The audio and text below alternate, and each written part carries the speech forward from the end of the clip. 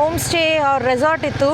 ಅಲ್ಲಿ ಬಂದು ಒಂದು 2 hours ಎ ಸಿ ಹಾಕ್ಕೊಂಡು ಚೆನ್ನಾಗಿ ನಿದ್ದೆ ಮಾಡಿ, ಒಳ್ಳೆ ಫ್ರೆಶ್ ಅಪ್ ಆಗಿ ಸ್ನಾನ ಮಾಡಿ ಸಲ್ವಾರ್ ಕುರ್ತಾ ಎಲ್ಲ ಹಾಕ್ಕೊಂಡು ಇವಾಗ I am going to the place where kola is happening.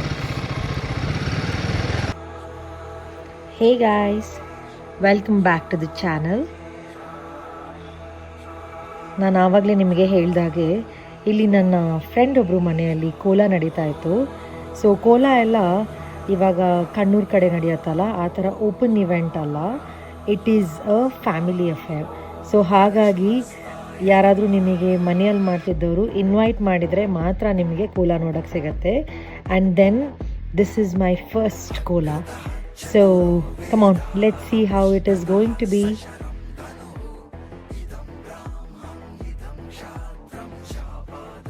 ಭೂತ ಕೋಲಾ ಅಂದ್ರೇನು ಅಂತ ಇಲ್ಲಿ ಯಾರಿಗೂ ಹೇಳೋದೇ ಬೇಡ. ಯಾಕೆ ಅಂದರೆ ಆ ಕೆಲಸನ ನಮ್ಮ ರಿಷಬ್ ಶೆಟ್ಟಿಯವರು ಕಾಂತಾರ ಸಿನಿಮಾದ ಮೂಲಕ ತುಂಬ ಚೆನ್ನಾಗಿ ಮಾಡಿದ್ದಾರೆ. ಆದರೆ ಡೀಟೇಲಾಗಿ ಭೂತ ಕೋಲಾನ ಇವತ್ತು ನಾವು ಏನು, ಹೇಗಿರುತ್ತೆ, ಏನಾಗುತ್ತೆ, ಏನು ಮಾಡ್ತಾರೆ ಅಂತ ತಿಳ್ಕೊಳ್ಳೋಕ್ಕೆ ಅಂತ ಬಂದಿದ್ದೀವಿ.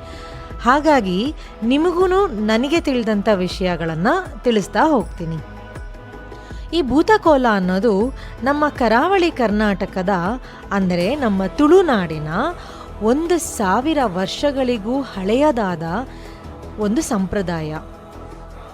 ಇಲ್ಲಿ ಸ್ಥಳೀಯ ದೈವಗಳು, ಭೂತ ಕೂಡ ಅಂತಾರೆ, ಈ ದೈವಗಳನ್ನ ಅಥವಾ ಭೂತಗಳನ್ನ ಆರಾಧಿಸುವ ಒಂದು ಪವಿತ್ರ ಜಾನಪದ ಆಚರಣೆ ಅಂದರೆ ತಪ್ಪಾಗಲ್ಲ.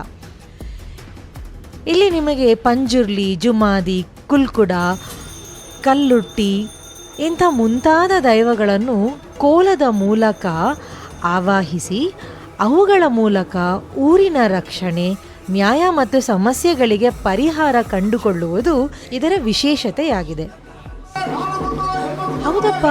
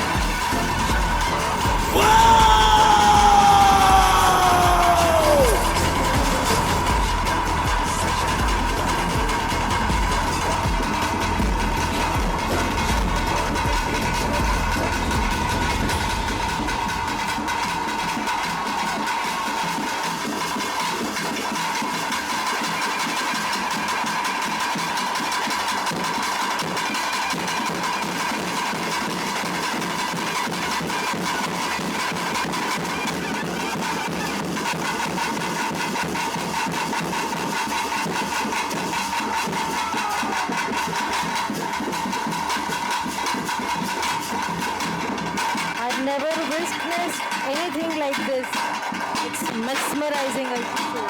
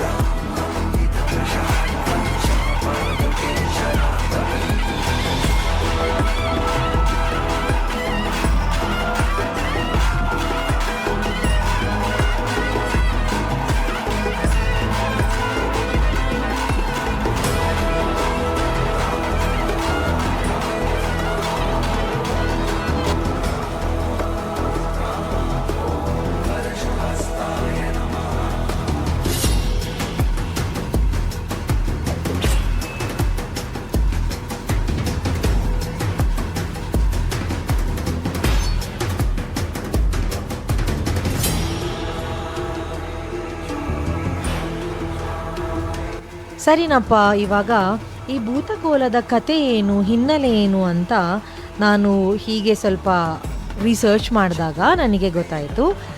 ಈ ತುಳುನಾಡಿನ ನಂಬಿಕೆಯ ಪ್ರಕಾರ ಕೈಲಾಸದಲ್ಲಿ ಪಾರ್ವತಿ ದೇವಿಯು ಸಾಕಿದ ಕಾಡಹಂದಿಯ ಮರಿಯೇ ಪಂಜುರುಳಿಯಂತೆ.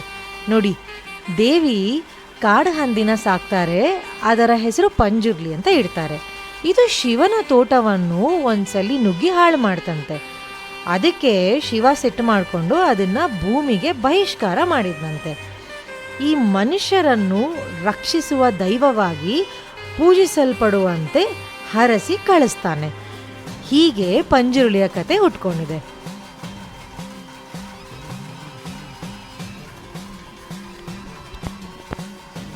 ಈ ಪಂಜುರುಳಿ ದೈವ ಕೃಷಿ, ಬೆಳೆ ಮತ್ತು ಗ್ರಾಮಸ್ಥರನ್ನು ಕಾಡು ಪ್ರಾಣಿಗಳಿಂದ ಹಾಗೂ ವಿಪತ್ತುಗಳಿಂದ ರಕ್ಷಿಸುತ್ತದೆ ಎಂಬ ನಂಬಿಕೆ ಇವತ್ತಿನವರೆಗೂ ತುಂಬ ಇದೆ ಇಲ್ಲಿ. ಈ ದೈವದ ವೇಷ ಹಾಕ್ಕೊಂಡಿರ್ತಾರಲ್ಲ, ಈ ವೇಷಧಾರಿಗಳು ಅವರು ಆ್ಯಕ್ಚುಲಿ ಪಂಬಡ, ನಲಿಕೆ, ಪರವ ಇಂಥ ಜನಾಂಗಕ್ಕೆ ಸೇರಿದವರು ಅಂತ ಕೂಡ ಹೇಳ್ತಾರೆ.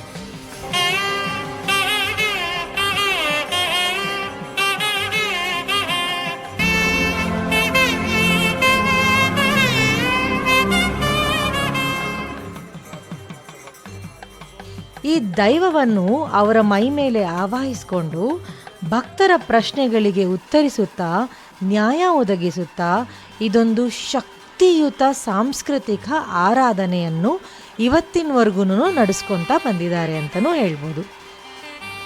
ಈಗ ನಾನು ಬಂದಿರೋ ಜಾಗದಲ್ಲಿ ನಿಮಗೆ ಪಂಜುರುಳಿ ನೋಡೋಕ್ಕೆ ಸಿಗತ್ತೆ. ಹಾಗೆ ಇದು ಬರೀ ಪಂಜುರುಳಿಗೆ ಮಾತ್ರ ನಿಯಮಿತವಾಗಿರೋ ಆಚರಣೆ ಅಲ್ಲ. ಇಲ್ಲಿ ಪಂಜುರುಳಿ, ಗುಳಿಗ, ಜುಮಾದಿ, ಬೊಬ್ಬರ್ಯ ಹೀಗೆ ಹಲವಾರು ದೈವಗಳಿದೆ.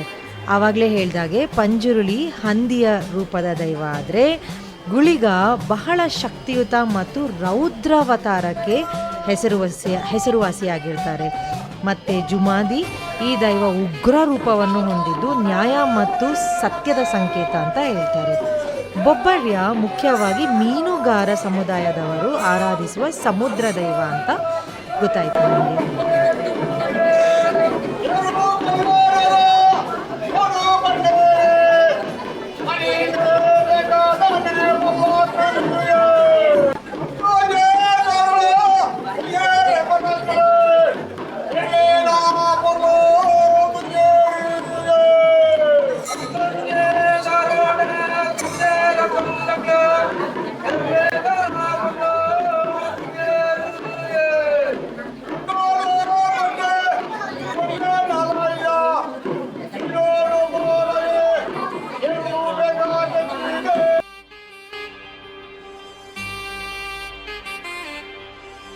ಸೊ ಇದನ್ನು ಆಚರಣೆ ಮಾಡೋದನ್ನ ನಾವು ಈಗಲೇ ನೋಡ್ತಾ ಇದ್ದೀವಿ. ಇಲ್ಲಿ ಕಲಾವಿದರು ಬಣ್ಣದ ಮುಖವಾಡಗಳನ್ನ ಧರಿಸ್ತಾರೆ.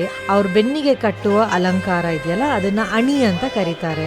ಮತ್ತು ತುಂಬ ತೂಕದ ಆಭರಣಗಳು, ಅದನ್ನು ಎಲ್ಲ ಸಿಲ್ವರಲ್ಲಿ ಮಾಡಿರೋ ಆಭರಣಗಳನ್ನು ತೊಟ್ಟುಕೊಂಡು ನಗಿಸ್ತಾರೆ.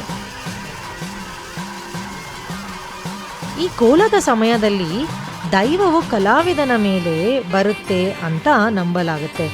ಈ ಸಮಯದಲ್ಲಿ ದೈವವು ಆಡುವ ಮಾತನ್ನು ದರ್ಶನ ಅಥವಾ ನುಡಿ ಅಂತ ಕರೀತಾರೆ. ಇದು ಭಕ್ತರ ಪ್ರಶ್ನೆಗಳಿಗೆ ಉತ್ತರ ಮತ್ತು ನ್ಯಾಯವನ್ನು ನೀಡುತ್ತಂತೆ.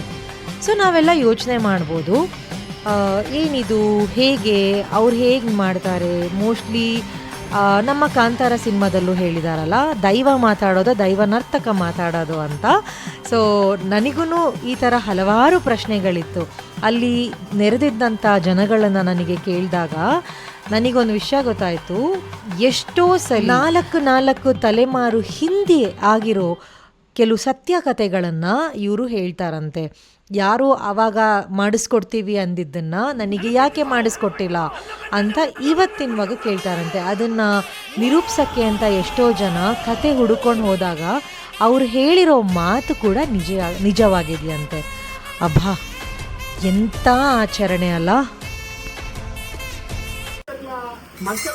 ದೊಡ್ಡ ಬಟ್ಟಲು ಅಮೂರ್ತನು ಇದು ಹರಿಮಂಚನು ನಟ್ಟಿಕ ಮಿಂದರಗ ಸಂತನ ಪಾಂಡ್ ಬರಲ ನಮ್ಮಂತ ಪತ್ತಿ ಅವರ ಸಂಸಾರ ಕಟ್ಟ ಅವತಕದ ಬೇಮಾರ್ ಬಿಳಿಗೆ ಬಂದಿ ಬಂತಂದಪ್ಪೆ.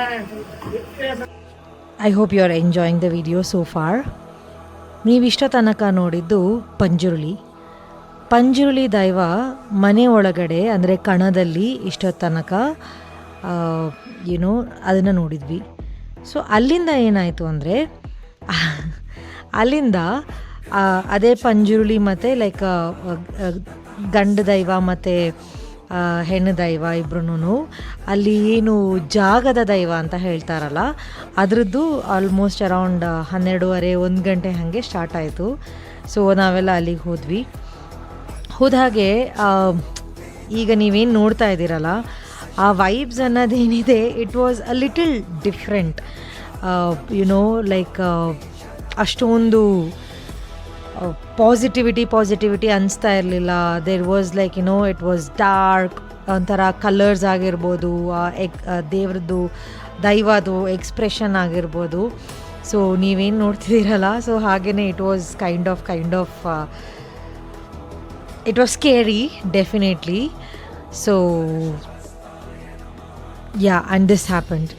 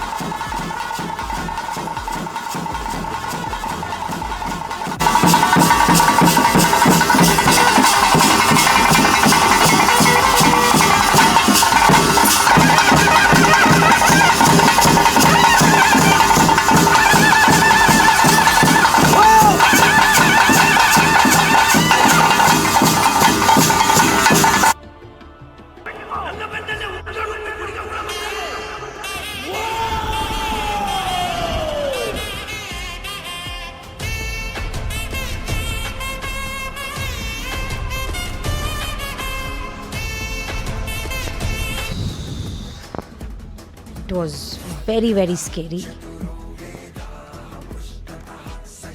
ಅಲ್ಲಿರೋರ್ಗು ಆ್ಯಕ್ಚುಲಿ ವಾಟ್ಸ್ ಹ್ಯಾಪನಿಂಗ್ ಅಂತ ಗೊತ್ತಾಗಲಿಲ್ಲ. So 1 I was wearing red, 2 I was wearing sleeveless, 3 I was doing video. ಏನೋ ಒಂದು ಟ್ರಿಗರ್ ಆಗಿರತ್ತೆ. But then out of respect after that I did not make any video at all. Yeah, this was all about Bhutakola. I hope you guys have enjoyed it. Enjoy ಮಾಡಿದರೆ you know what to do. Subscribe ಮಾಡಿ, comment ಮಾಡಿ, like ಮಾಡೋದು ಮರಿಬೇಡಿ.